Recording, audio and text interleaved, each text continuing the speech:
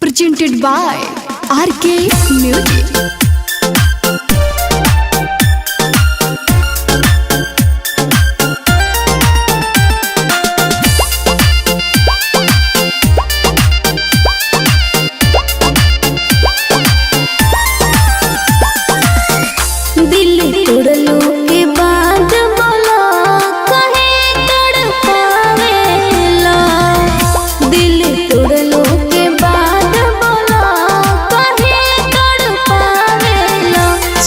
जितने बुलाए के उतने याद आवेला, दिल तोड़लो के बाद बोला काहे तड़पावेला,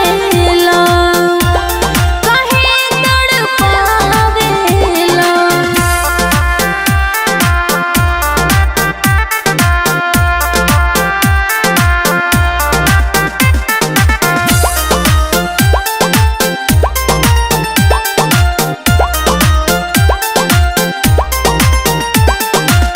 प्यार के बदले दिहला तू धोखा, रहे कौन मजबूरी हो, रहे कौन मजबूरी हो।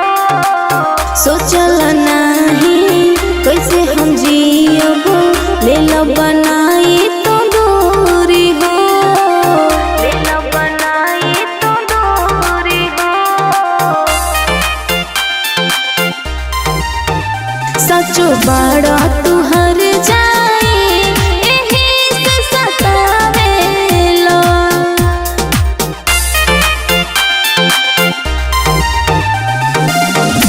दिल तोड़लो के बाद बोला काहे तड़पावेला, चाहे जितने भुलाए के उतने याद आवेला, दिल तोड़लो के बाद बोला काहे तड़पावेला,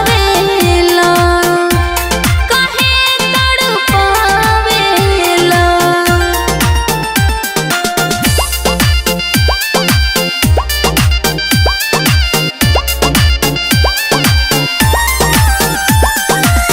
जान जान कही के हमके मरत दिहला जान हो, मरत दिहला जान हो।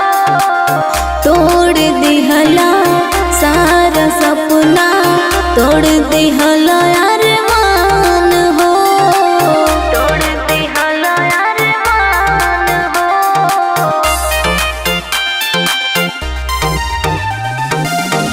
कोके हमरो जिंदगिया बेकार अब का समझावेला,